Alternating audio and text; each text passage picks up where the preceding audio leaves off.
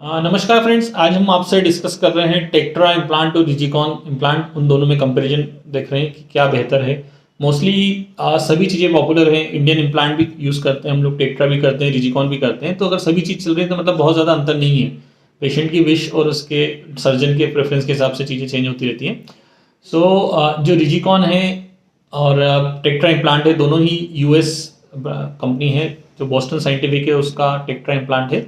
दोनों ही FDA approved implant हैं। दोनों ही लगभग 3 से 4 साल पहले आए हैं, लॉन्च हुए हैं। जो शाह इंडियन पेनिकल इम्प्लांट है वो मोस्ट कॉमनली डन प्रोसीजर है हमारे द्वारा, और इंडिया में मोस्ट कॉमनली 80-90% वही इम्प्लांट होता है। उसकी सेफ्टी और इफेक्टिवनेस में कोई शक नहीं है। ये जो इम्प्लांट है टेक्ट्रा इम्प्लांट है, अगर हम रिजिकॉन से कंपेयर करें तो टेक्ट्रा इम्प्लांट ज़्यादा हार्ड है।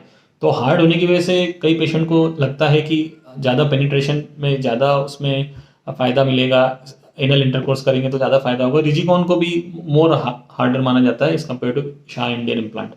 सो हार्डनेस सिर्फ फायदेमंद नहीं होती है। जैसे अगर टेक्ट्रा का इम्प्लांट ज़्यादा हार्ड है एज कम्पेयर टू रिजिकॉन, तो उसमें इरोजन का भी रिस्क रहता है। जब आप इंटरकोर्स करते हैं, वेजाइना में वॉल में टकराते हैं, साइड वॉल में अगर टकरा रहे हैं तो कई बार एक्सपल्जन होता है। स्पेशली टेक्ट्रा टाइप के इम्प्लांट में होने का संभावना ज़्यादा रहती है।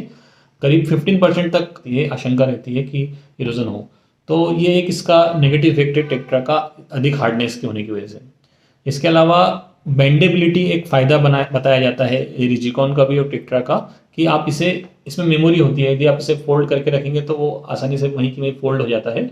और जो शाह इम्प्लांट है उसमें बेंडेबिलिटी नहीं होती, उसको हाइट करना मुश्किल रहता है, ऐसा कहा जाता है। लेकिन फिर भी जो पेशेंट रहते हैं उसको आराम से ऊपर नीचे लेफ्ट राइट में उसको भी हाइट करते हैं अंडरवियर के अंदर। जो हार्डनेस ज़्यादा है टेक्ट्रा में, इस वजह से उसको जो बेंडेबिलिटी है वो कंपेयर टू रिजिकॉन कम है। तो रिजिकॉन का ये एडवांटेज है टेक्ट्रा के ऊपर कि वो ज़्यादा आराम से बेंड हो जाता है, 120 डिग्री से भी ज़्यादा उसको फ्लेक्स कर सकते हैं। अब यदि हम इम्प्लांट को देखें तो ये टेक्ट्रा इम्प्लांट है, बॉस्टन साइंटिफिक का कंपनी का ये इम्प्लांट है। इसमें अलग अलग साइजेस आते हैं, अलग अलग साइजेस आते हैं। ये आप जो देख रहे हैं ये टेक्ट्रा इम्प्लांट है, जबकि हमारे साइट पे पड़ा रखा हुआ है ये है रिजिकॉन रिजिटेन इम्प्लांट है। इसमें भी जो साइजेस आते हैं वो हम आपको डिस्कस करते हैं अभी। ये इम्प्लांट इस तरह से रहता है। अभी सर्जिकल वीडियो में आपने देखा होगा हमारे दूसरे किस तरह से प्रोसीजर की जाती है। प्रोसीजर जो करने का तरीका रहता है सभी तरह की इम्प्लांट में सेम रहता है। अब अगर हम साइज़ की बात करें तो जो टेक्ट्रा इम्प्लांट है उसमें आपको मोस्टली 3 साइज़ रहते हैं, 9.5, 11 और 13। जबकि जो रिजिकॉन है उसमें वैरायटी साइज़ की ज़्यादा है, 9, 10, 11, 12, 13, 14। सो पेशेंट के गर्थ के हिसाब से, पेनिस के गर्थ के हिसाब से हम लोग ज़्यादा ऑप्शन मिलते हैं रिजिकॉन में। तो ये रिजिकॉन का एक्स्ट्रा एडवांटेज है। जो टेक्ट्रा इम्प्लांट है उसका जो टिप रहता है वो टेपर्ड रहता है, कंस्ट्रिक्टेड रहता है एज कम्पेयर टू शाफ्ट। तो उस वजह से इरोजन का रिस्क ज़्यादा रहता है। जबकि जो रिजिकॉन का जो टिप है वो राउंडेड रहता है। तो जब इंटरकोर्स करते हैं, वेजाइना से वॉल से टकराते हैं, तो राउंडेड टिप में इरोजन होने का रिस्क कम रहता है। हमारे हिसाब से रिजिकॉन में काफ़ी सारी फ़ायदे हैं एज कम्पेयर टू टेक्ट्रा। यदि कॉस्ट की बात करें तो दोनों के कॉस्ट में कोई अंतर नहीं है, लगभग सेम है। हम लोगों का जो कॉस्ट होता है 2 लाख रुपीज़ रहता है लगभग इंडियन रुपीज़ में।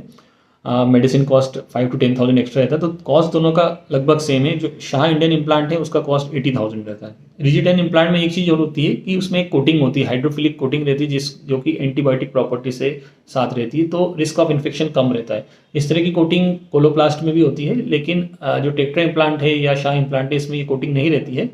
तो पोटेंशियल रिस्क ऑफ इन्फेक्शन जो है टेक्ट्रा इम्प्लांट में ज़्यादा रहता है एज कम्पेयर टू रिजिटेन इम्प्लांट। कुल मिला के जो हम लोगों का असेसमेंट है कि जो हार्डनेस डेफिनेटली टेक्ट्रा में ज़्यादा है, लेकिन हार्डनेस अधिक होने की वजह से इरोजन का रिस्क रहता है, बेंडेबिलिटी कम हो पाती है, उसकी वजह से वेराइटी ऑफ साइजेस नहीं है टेक्ट्रा में, और हाइड्रोफिलिक कोटिंग भी नहीं है। तो मोस्ट ऑफ द टाइम हम लोग प्रीफर करते हैं रिजिटेन को ओवर टेक्ट्रा। इसके अलावा जो रिजिकॉन कंपनी है वो इस इम्प्लांट में हमको वारंटी देती है, लाइफ लॉन्ग वारंटी देती है। जबकि टेक्ट्रा में जो वारंटी रहती है वो 5 ईयर्स की रहती है।